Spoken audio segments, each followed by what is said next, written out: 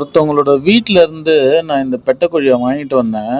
அங்க ரொம்ப வருஷமா இந்த பெட்டைக்கோழி இருக்குது. நீங்க வேணுனா எடுத்துட்டு போயிடுங்க. நாங்க அறுத்து சாப்பிட விருப்பம் இல்ல அப்படின்னு சொன்னாங்க. நானும் காசு குடுத்து வாங்கிட்டு வந்துட்டேன். இது என்ன ரகம் அப்படின்ட்டு தெரியாதனால YouTubeல போட்டு வச்சிருந்தேன். போன வீடியோல பார்த்தீங்கன்னா தெரியும். இது நெறைய பேர் என்ன ரகம்னு சொல்ல அவங்களுக்கு இன்ட்ரெஸ்ட் இல்லாம இருந்திருக்கலாம்.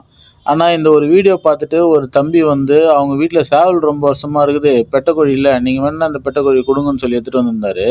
சரி வாப்பா, ஆனா இந்த பொட்டக்கோழி வந்து நம்ம வீட்ல இருக்கிற சேவலே மெரிக்க மாட்டேன்து, என்னான்னே தெரில எனக்கு அப்படின்னு சொல்லியிருந்தேன். அந்த தம்பி அந்த சேவல் எடுத்துட்டு வந்தாரு. இந்த பெட்டைக்கோழிய அந்த சேவல்கிட்ட விட்டு சும்மா அந்த டப்பிங் பார்க்குறாங்க. அப்ப என்னாச்சுன்னா, இந்த பெட்டைக்கோழி அந்த சேவலோட அடி தொண்டைய புடிச்சு வலிச்சு, கால்ல ஒரே அடி பல்க்குன்னு.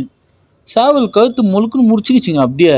நான் பேஜாராயிட்டேன். என்ன இந்த பெட்டைக்கோழி இப்படி போட்டு சண்டை போட்டுச்சு? இது பெட்டைக்கோழியா? இல்ல ஆம்பள கோழியான்னு தெரில. இது சண்டை கோழியா என்னன்னும் தெரில. இது என்ன கோழி ரகம்னே தெரில.